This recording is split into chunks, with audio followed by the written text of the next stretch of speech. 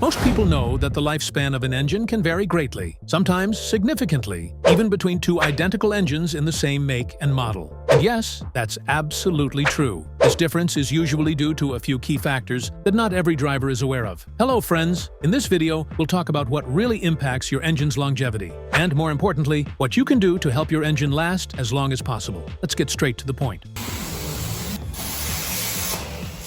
Do you really need to break in a new engine? In most cases, the long-term durability of a new engine, and how well it performs later on, is heavily influenced by the way it's driven during the break-in period. This is especially true for brand new vehicles. Now, here's a common myth that dealership salespeople often repeat, that modern engines don't need to be broken in anymore. The argument is that today's engines are far more advanced than older designs, with tighter tolerances, precision machining, better materials, and highly optimized assembly and calibration. And while it's true that engine manufacturing has improved significantly, the idea that a car comes pre-broken in is misleading. Here's something important to understand. If you're buying a regular consumer vehicle, not a high-end supercar like a Ferrari, Bugatti, or Lamborghini, your engine has not been run through a full break-in cycle at the factory. At most, it may have undergone what's known as a cold break-in, which essentially means the engine is rotated but not started to help parts begin to seat and to test for major defects. That's it. No one has truly broken in your engine for you. So yes, you still need to break in your engine, and it's your responsibility to do it properly, starting from day one. Sure, you might skip the break-in process entirely, and the engine may still last through the warranty period,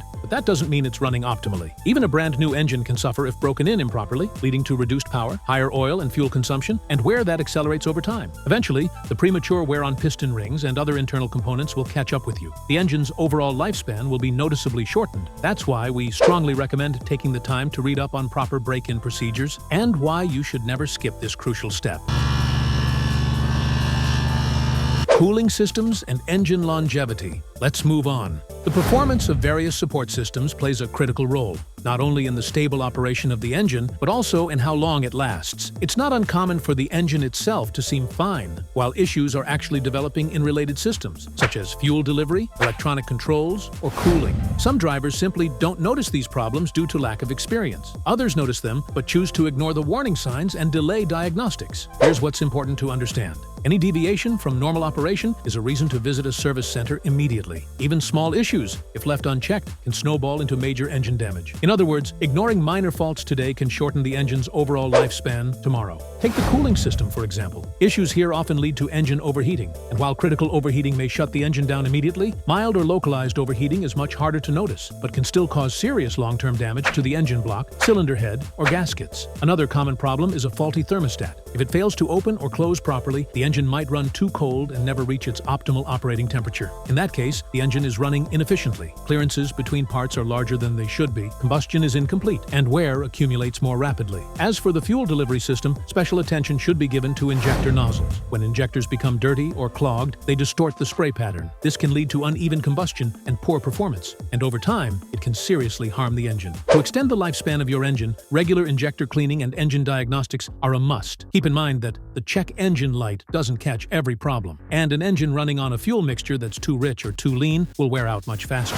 Routine diagnostics can help you spot early sensor malfunctions, catch mixture-related issues, and keep the injectors and the engine as a whole in good working condition. How often should you change your oil? It may sound basic, but proper oil selection and timely oil changes are some of the most important steps in maintaining your engine's health. First and foremost, you need to choose the right lubricant. The oil must be high quality and meet all the specifications and recommendations provided by your engine manufacturer. It's also important to factor in seasonal conditions, that is, to use oil with viscosity ratings appropriate for your actual climate and driving environment. For example, if you live in a region with hot summers and cold winters, it's best to use a multi-grade oil like 5W40 or 10W40 during the warmer months, and switch to 5W30 when colder weather sets in. Now, as for oil change intervals, you should of course follow the manufacturer's guidelines, but it's equally important to consider how you drive. So-called severe driving conditions may require shortening the time between oil changes. I don't even know if it's not.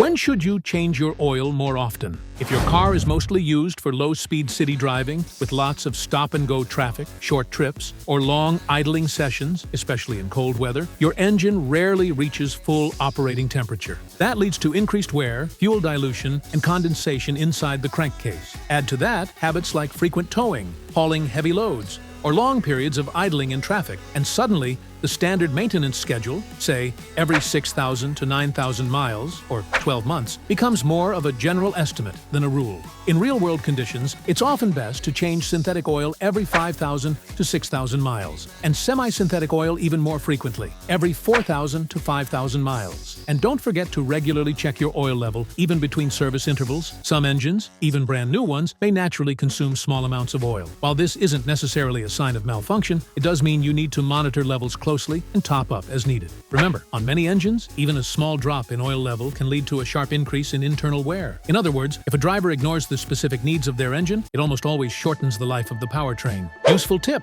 should you warm up your engine? Let's talk about engine warm-ups, a topic that continues to spark a lot of debate among drivers. First off, many experienced drivers, especially those who drove carbureted vehicles, are used to warming up the engine before setting off. Back then, warm-ups were considered essential regardless of the season. With the rise of fuel injection systems, things have changed. In these systems, fuel is evenly distributed to the cylinders, and all engine processes are controlled by the ECU, Electronic Control Unit. As a result, the engine can run smoothly even when cold. Furthermore, with modern emissions regulations tightening, most manufacturer manuals now state that warming up the engine at idle is unnecessary. These guidelines primarily aim to reduce fuel consumption and minimize environmental impact. The long-term health of the engine, however, is not always a top priority in these recommendations.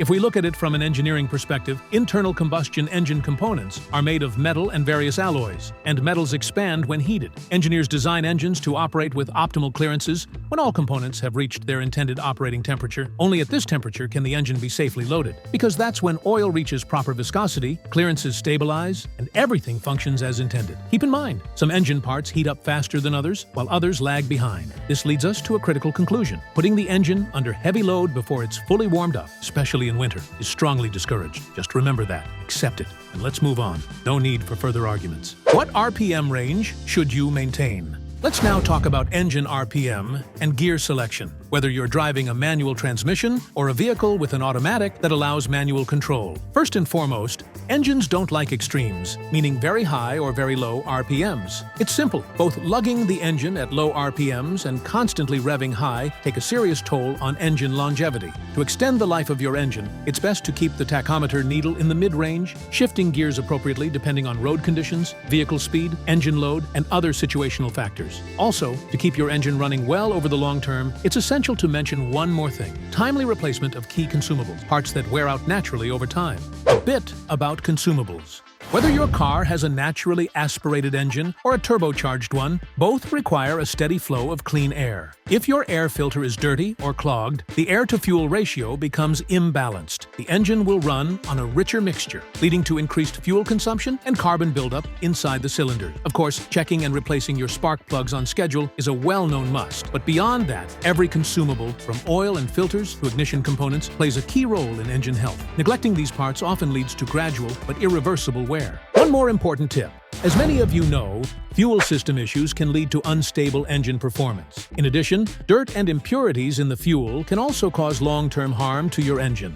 To help prevent this, modern vehicles are equipped with multiple fuel filters designed to keep contaminants out of the system. Most of the time, these filters do their job well, but not always. Let's get specific. Driving with a nearly empty fuel tank and frequently running it close to empty can actually shorten your engine's lifespan. Why? Because over time, sediment, dirt, and even condensation build up at the bottom of the fuel tank. After a few years, this debris can accumulate in significant amounts. It's pretty clear what happens next. When you drive on low fuel, this debris is more likely to get sucked into the fuel lines, clogging the filters. Worse yet, some of that contamination may make it past the filters and into the combustion chamber, forming harmful deposits inside the engine. To prevent this, try to keep your fuel tank at least half full at all times. Doing so helps protect the fuel pump, extends the life of the fuel filter, reduces the chance of condensation in cold weather, and lowers the risk of fuel system contamination reaching your engine. I hope you found these tips helpful and informative. Let us know in the comments how you take care of your engine and extend its life. And of course, don't forget to like this video and subscribe to the channel. There's plenty more useful and interesting content ahead.